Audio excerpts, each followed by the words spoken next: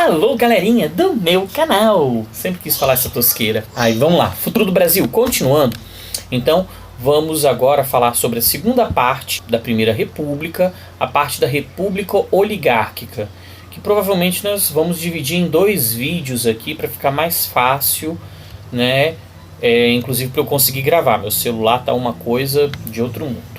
Bem, primeira coisa é perceber a consolidação dos interesses do nosso grupo agroexportador. Vamos melhorar isso.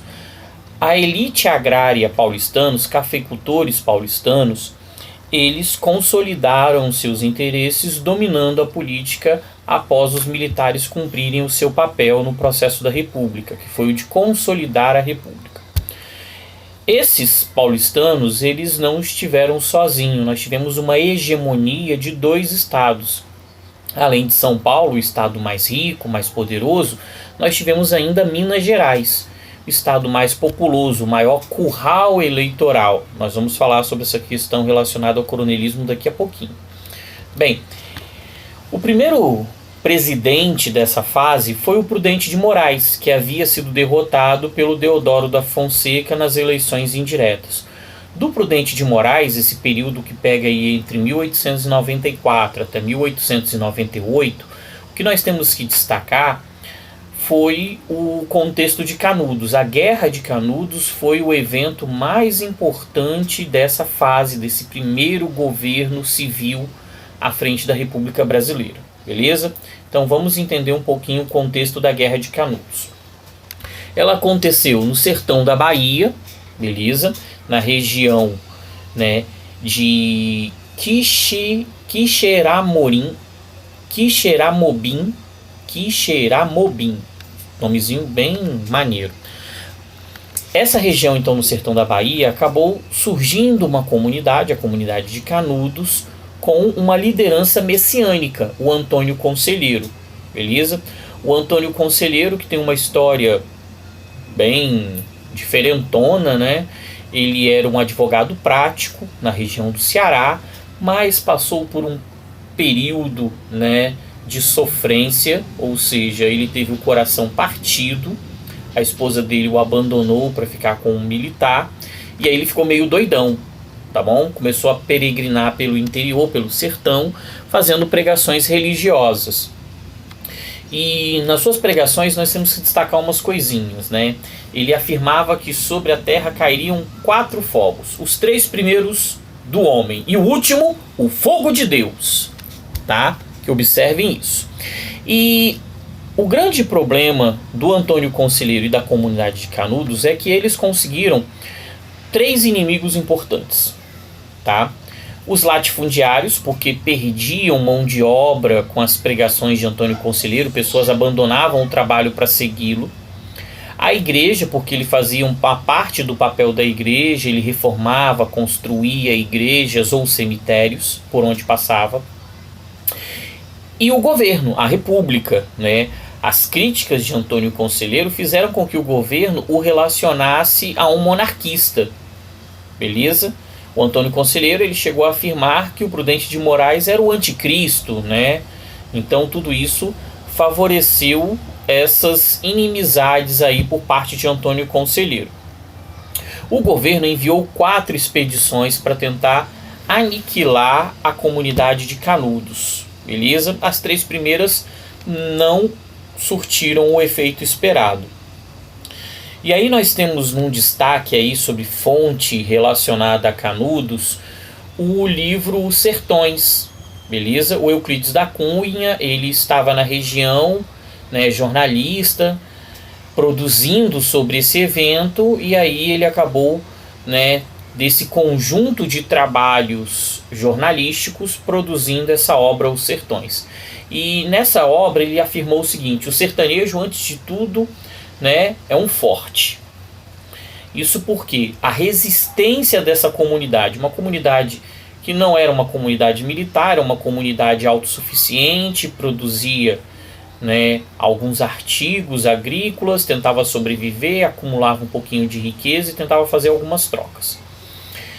Na 4ª expedição, o governo conseguiu então, né, vencer, derrotar né, a comunidade de Canudos, lá na região de Vaza Barris, beleza? E essa destruição que o governo impeliu foi uma destruição que serviu como uma espécie de exemplo para que outros não tentassem o mesmo que Canudos. No finalzinho do livro de Euclides da Cunha, ele afirma mais ou menos o seguinte, né? Canudos não se rendeu, exemplo único em toda a história, resistiu até o esgotamento completo. Expugnado palmo a palmo na precisão integral do termo, caiu no 5º dia ao entardecer, quando caíram seus últimos defensores. Eram 4 apenas, um velho, 2 homens feitos e uma criança, que tinham em sua frente, né, aproximadamente 5.000 soldados que rugiam raivosamente, beleza? Então a comunidade de Canudos foi totalmente destruída, finalizando esse primeiro governo que a gente precisa pontuar. Bem, o próximo governante, o Campos Salles, foi extremamente importante, tá? Ele teve uma série de contribuições, ele é muito mencionado em algumas provas, em algumas atividades, né, provas relacionadas ao IFES, relacionadas, né, ao Enem. Então nós temos essa questão, assim, dá uma atenção para o Campos Salles. A primeira situação do Campos Salles que eu quero destacar seria a questão do Fundloen, beleza? Que foi um acordo estabelecido pelo presidente com seus credores ingleses, fazendo empréstimos a longo prazo, ou seja, o Campos Salles conseguiu pegar dinheiro, mas quem pagaria seriam os futuros governantes, tirando um pouco o seu problema. Isso acabou virando uma prática, né, nesse período. Você pega dinheiro e joga o problema para o outro e assim, né, avolumando a nossa dívida externa. Para dar garantias aos ingleses, né, para eles emprestarem esse dinheiro ao Brasil, nós tínhamos passado pela crise do encilhamento, que nós falamos no vídeo anterior. Ele deu a alfândega e a distribuição de água do Rio de Janeiro como uma garantia, beleza? Bem, uma outra situação importante foi, dentro do governo do Campos Salles, a consolidação do conceito de política dos governadores, que inclusive o Campos Salles não gostava muito desse termo não, ele chamava de política dos estados, mas nós vamos chamar de política dos governadores, ok? A política dos governadores era uma política de reciprocidade entre o governo federal, entre o executivo e os governadores estaduais, e esses governadores com os coronéis, com as lideranças locais. Simplificando, seria presidente, governadores, governadores, prefeitos, para poder entender de uma forma bem simples. Essa reciprocidade acabou evitando que a oposição chegasse ao poder. O presidente garantia recursos aos estados e os estados garantiam votos ao presidente na sua sucessão, né? Nós vamos discutir daqui a pouquinho a questão da política do café com leite. Esse governador, ele garantia os votos com os coronéis. Nós temos que lembrar que o voto naquele período era aberto, ele era manipulado por esses fazendeiros. Então os fazendeiros, eles garantiam uma quantidade de votos para o governador e o governador para o presidente, criando então essa reciprocidade, essa troca, esse toma lá da cá na política brasileira do período, beleza? Então dei um foco a essa questão da política dos governadores, né, importantíssimo nesse contexto de formação aí, né? A política dos governadores dependia do coronelismo, o coronelismo dependia da política dos governadores, criando todo esse embaraço político. Bem, uma outra situação que nós temos que destacar também é que existia ainda, né, para favorecer o governo, a Comissão de Verificação dos Poderes, beleza? Essa Comissão de Verificação dos Poderes, ela garantia o interesse do governo, garantia o interesse da situação, porque rolava a degola, ou seja, os inimigos políticos, aqueles que não eram interessantes ao governo, eram, né, retirados do processo, beleza? Garantindo sempre a vitória da situação, evitando que a oposição chegasse a cargos interessantes. Bem, tudo isso, né, relacionado a governadores, por conta da política do café com leite. Esse acordo entre São Paulo e Minas Gerais. São Paulo, o estado mais poderoso, mais desenvolvido economicamente, e Minas Gerais, o estado mais populoso, com maior quantidade de votos, com maior curral eleitoral. Então nós tivemos uma hegemonia desses dois estados durante essa fase aí da Primeira República, ok? Então o Partido Republicano Paulista e o Partido Republicano Mineiro fizeram um grande acordo onde o presidente seria uma hora de São Paulo, outra de Minas Gerais. E quando não fosse desses estados, fosse representante dessa política. Ok? Nós vamos falar sobre esse exemplo quando formos falar, por exemplo, do Epitácio Pessoa.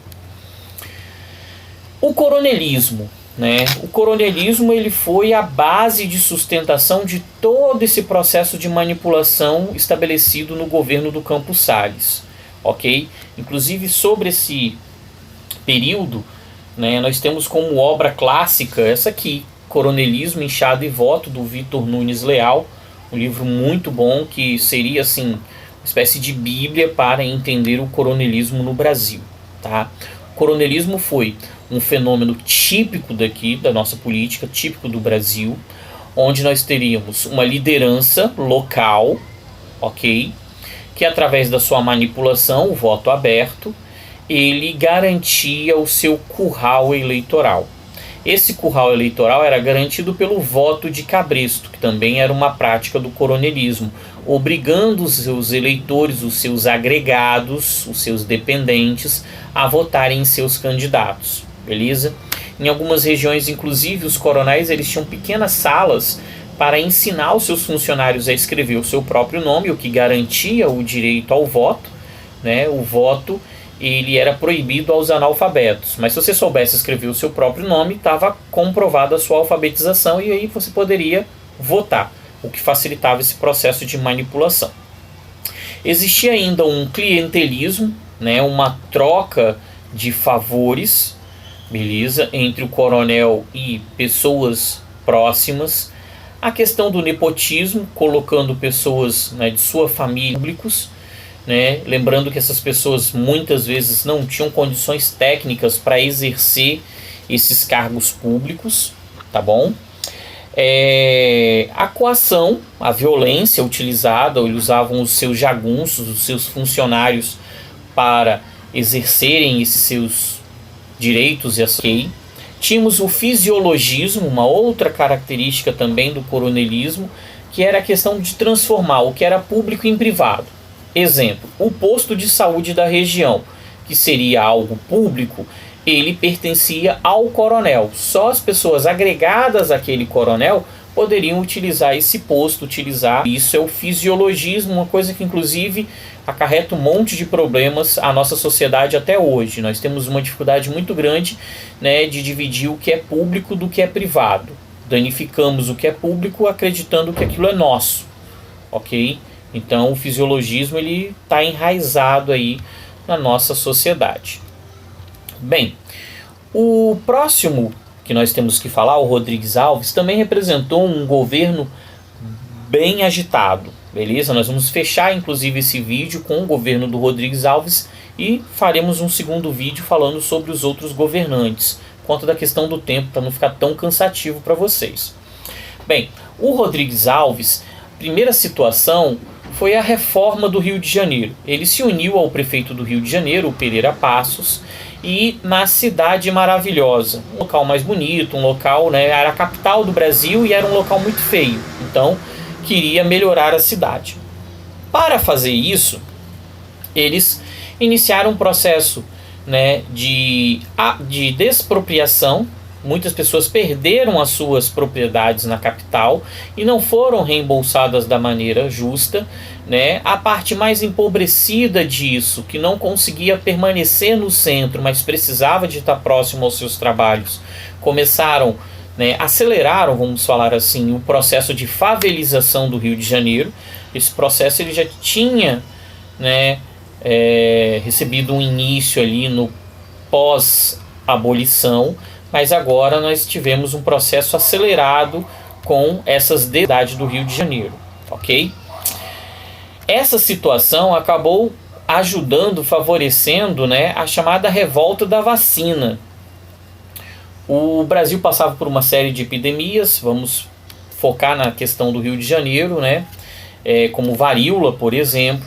E aí o governo, através de um médico sanitarista, Oswaldo Cruz, estabeleceu a obrigatoriedade da vacinação. A população, que já estava muito insatisfeita com a questão, né, de perder suas propriedades, de perder suas casas e serem obrigados a habitarem essas encostas do Rio de Janeiro, se inflamaram então um movimento de oposição, quebra-quebra, destruindo órgãos públicos, né, lançando paus, pedras contra agentes do governo, toda essa situação, né, de oposição na revolta da vacina, por conta da obrigatoriedade da vacina, né, mas uma resposta ao processo dos bota-abaixos do governo do Rodrigues Alves e do Pereira Passos no Rio de Janeiro, ok? Existem alguns historiadores que falam também, né, que ajudou nesse processo aí de enfurecimento da população a questão do conservadorismo da população, não autorizando que os agentes do governo, né, tocassem suas... Um absurdo para aquele período as mulheres mostrarem os braços a outros, ok? Bem, uma outra situação também no governo do Rodrigues Alves, o governo do Rodrigues Alves e do Campos Salles foram os mais agitados desse primeiro momento aí, né, dessa primeira república. Uma outra situação que nós temos que falar sobre o Rodrigues Alves aí, questão do ciclo da borracha, beleza? A borracha, o látex, ele chegou a representar a segunda atividade mais importante nas exportações brasileiras, só não venceu o café. Beleza? O café era imbatível nesse período, mas a borracha representou algo muito importante, principalmente para a região de extração do látex, que era a região de floresta amazônica. Manaus, a urbanização de Manaus foi reflexo justamente desse ciclo da borracha. Para que utilizavam essa borracha? Essa borracha. Ela era utilizada na produção de pneus para a indústria automobilística nos Estados Unidos, principalmente a indústria Ford, né? E no caso do Brasil, para as bicicletas, pneus de bicicleta. A bicicleta estava se popularizando no Brasil, e aí, né, os pneus para as nossas bicicletas, para os nossos camelos, ok? Bem, reflexo dessa questão da borracha, nós tivemos também a questão do Acre.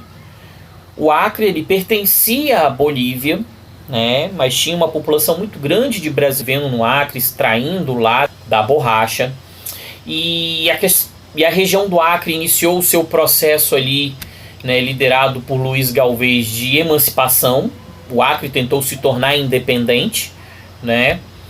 Nesse processo de tentativa de emancipação do Acre, essa população brasileira que vivia na região acabou pedindo a interferência do governo, solicitando ajuda do governo, que acabou enviando para a região, né, o Barão do Rio Branco. O Barão do Rio Branco, no chamado Tratado de Petrópolis, lá de 1903, ele garantiu a compra da região. O Brasil comprou o Acre, anexando esse território para a região amazônica. Eram pessoas que vinham principalmente da região nordeste, a seca, e essa população migrou do nordeste para o norte, para a região de floresta amazônica, ok?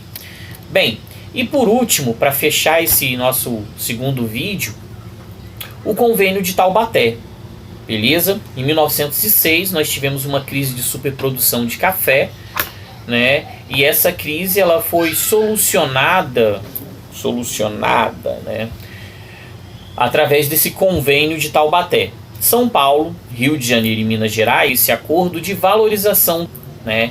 Esses estados se comprometeram em comprar uma parte da produção, ok? Para garantir os preços do café. Em contrapartida, os produtores deveriam reduzir a produtividade, fato que não aconteceu. Ou seja, nós tivemos uma socialização dos prejuízos relacionados a uma superprodução de café. O lucro era da elite cafeeira, os prejuízos eram de toda a população. Beleza? Então nós vamos fechando aqui esse segundo vídeo, né? No nosso próximo vídeo nós vamos dar continuidade à Primeira República, a República Oligárquica. Ok? Valeu, galera, e estudem aí.